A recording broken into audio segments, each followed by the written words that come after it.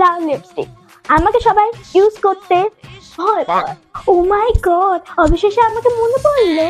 আমি তো ভেবেছিলাম তোর ব্যাগের অন্ধকারেই থেকে যাবো চিরদিন।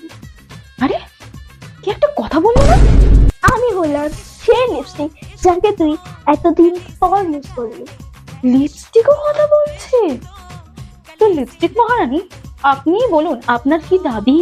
আমি শুধু রং নই, আমি গ্ল্যামার, আমি আত্মবিশ্বাস। নাটক শুরু করলি আবার?